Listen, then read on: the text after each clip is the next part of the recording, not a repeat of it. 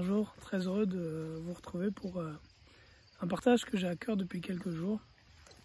J'ai à cœur d'encourager en fait les frères par rapport au rôle de père.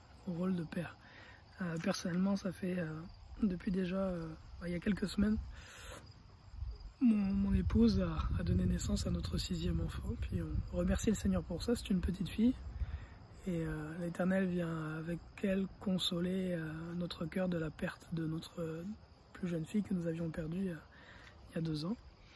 Et je bénis l'Éternel, ce qui me permet d'être encore papa une autre fois.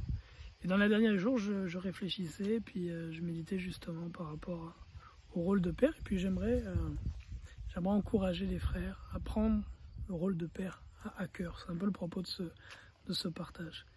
Père, je te rends grâce pour ta bonté, ta fidélité, ta bienveillance. Je te demande s'il te plaît de mettre tes paroles dans ma bouche, Seigneur, afin que le partage que je vais faire, Éternel, puisse encourager, Éternel, édifier, enrichir ceux et celles qui l'écouteront. Au nom de ton Fils Jésus-Christ. Amen. Je crois que le rôle de père, je pense que le rôle de père est le ministère le plus important qu'un homme puisse être amené à tenir sur terre. Et pourquoi je pense que c'est le plus important? Parce que dans ce rôle-là, en tant que père, nous miroitons l'image du Dieu Tout-Puissant, réellement. Quand le Seigneur Jésus-Christ est venu sur cette terre, il est venu et nous a présenté Dieu pour la première fois, je pense, et il a mis beaucoup d'emphase là-dessus, vraiment il a présenté Dieu sous la forme et sous le rôle du Père.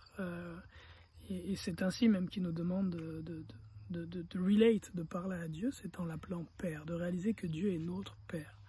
Donc lorsqu'on rentre dans ce rôle-là, on rentre dans le rôle dans lequel nous miroitons réellement Dieu Tout-Puissant, puisqu'il est Père, et en devenant Père, nous sommes appelés à le miroiter, donc à refléter sa gloire dans ce rôle-là.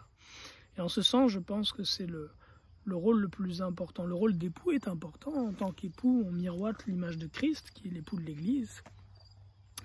Mais en tant que père, on miroite l'image du Dieu Tout-Puissant, du Dieu Très-Haut, le Père de notre Seigneur Jésus-Christ, qui est au-dessus du Fils.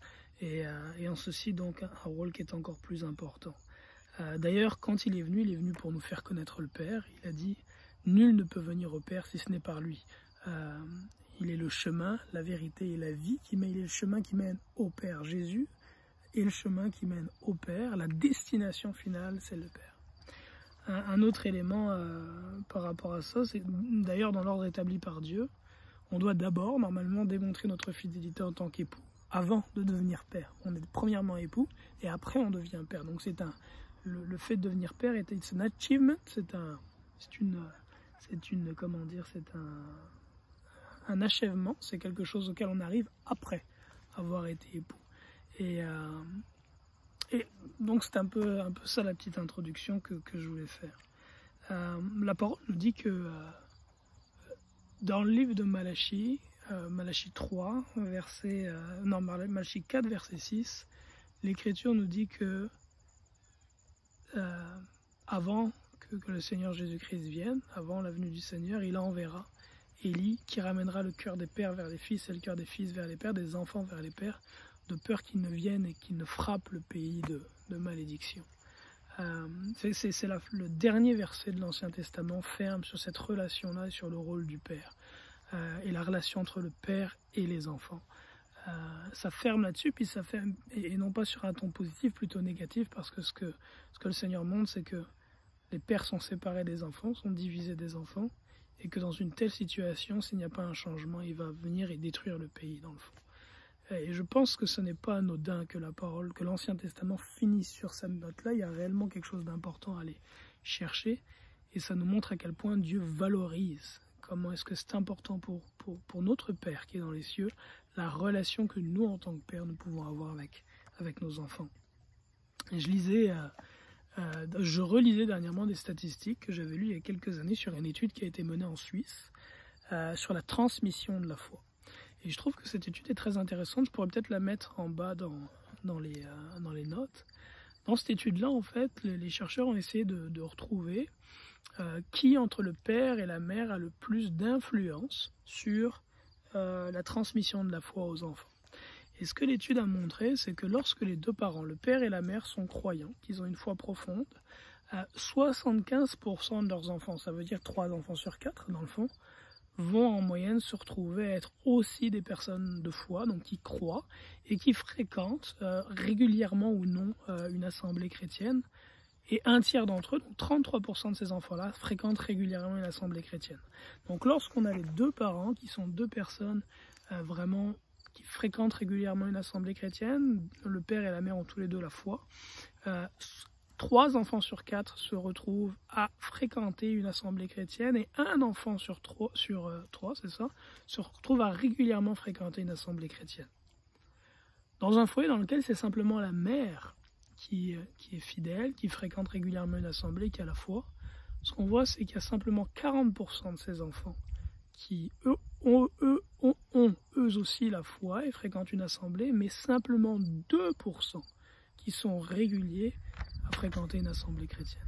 Et inversement, si c'est juste le père qui est un homme de foi et que la mère n'a pas la foi, ne fréquente pas d'assemblée, ce qu'on voit c'est que 66% des enfants se retrouvent à fréquenter une assemblée chrétienne et 44% à être réguliers dans cette fréquentation. Donc même plus que lorsque le père et la mère sont tous les deux croyants, ce qui est un peu paradoxal. Mais ce qu'on voit par là, en fait, c'est que la personne entre le père et la mère qui a le plus d'influence pour amener les enfants à avoir une marche sérieuse avec le Seigneur Jésus-Christ, c'est le père. Donc il est vraiment important de prendre notre rôle à cœur. Il est vraiment important de prendre notre rôle à cœur et de vraiment bien remplir nos responsabilités de père. Et j'aimerais partager quelques éléments que personnellement je mets en pratique pour essayer d'être vis-à-vis de mes enfants le meilleur père possible. Alors j'ai encore beaucoup de choses à améliorer et puis à apprendre, mais j'ai cherché très proactivement avant de devenir père et depuis que je suis père, j'ai cherché très proactivement en lisant la parole de Dieu, en priant, en demandant conseil et en lisant aussi des livres qui ont été écrits par des frères en Christ. J'ai cherché très proactivement à apprendre comment être un bon père et à mettre en pratique ces choses-là. Puis j'aimerais partager ça avec les frères.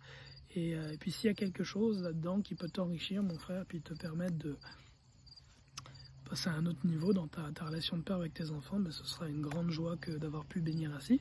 Et si toi tu vois cette vidéo, puis il y a quelque chose que tu aimerais partager, que tu fais en tant que père, et tu vois que c'est une bénédiction pour amener tes enfants à la ressemblance de Christ, ben, mets-le dans les commentaires en dessous.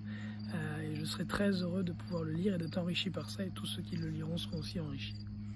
La première chose que j'aimerais partager, c'est que j'ai appris ça fait depuis 2015 que je suis papa, donc dans les 6 dernières années, j'ai appris à mettre l'emphase sur le fait d'enseigner la parole de Dieu à mes enfants, leur enseigner à prier, leur enseigner à louer le Seigneur, et on prend soin à la maison de faire 1 à 2 cultes par jour, donc 1 à 2 moments où on est réunis en famille, avec ma femme, mes enfants, puis ceux qui sont sous notre toit, en ce moment il y a les beaux-parents qui sont là aussi, on se réunit tous ensemble pour louer le Seigneur, avoir un temps de louange, où on chante, on danse pour louer le Seigneur aussi des fois. Et puis c'est un temps dans lequel j'ouvre la parole de Dieu et j'enseigne la parole de Dieu à mes enfants. J'enseigne la parole de Dieu à ma maison et à mes enfants en particulier. Je leur lis un passage de la parole et puis je les questionne par rapport à ce qu'ils ont compris et je leur enseigne ce que moi je comprends de ce passage-là. Et ça c'est une grande bénédiction. Ça n'a pas été facile au tout début parce que quand les enfants sont petits, on se demande est-ce qu'ils comprennent, est-ce qu'ils comprennent pas. Mais j'ai commencé ça il y a quelques années par la foi. Et puis plus les semaines et les mois passent, et plus leur intelligence se développe. Et je vois ce temps qu'on passe ensemble porter du fruit. Et puis après, ce qu'on a appris ensemble dans la parole de Dieu, on l'amène en prière, on prie tous ensemble. Puis chaque enfant élève une prière en demandant au Seigneur qu'il amène à être une réalité dans notre vie, cette chose que nous avons pu apprendre. C'est que ça, c'est un élément. Le soir que nous avons ce culte-là pour finir la journée ensemble. Puis le matin, j'essaie d'implémenter un temps dans lequel nous apprenons des versets de la parole de Dieu ensemble. Ça, c'est plus récent que j'essaie de le mettre en place. J'essaie d'apprendre par cœur des passages de la parole de Dieu. Selon ce que dit David, je serre ta parole dans mon cœur, donc je mémorise ta parole pour ne pas pécher contre toi. Fait que ça, c'est le premier élément que j'essaie d'appliquer en tant que papa et je pense que c'est une grande bénédiction dans la relation que j'ai avec mes enfants et dans la relation qu'ils ont avec notre Père qui est aux cieux, parce que le but de ça et le but d'être un bon père, c'est d'amener nos enfants à avoir une relation avec le Père qu'ils ont là-haut et à marcher à l'image du Fils modèle que ce Père a, qui est notre Seigneur Jésus-Christ. On se retrouve tout de suite pour la deuxième partie.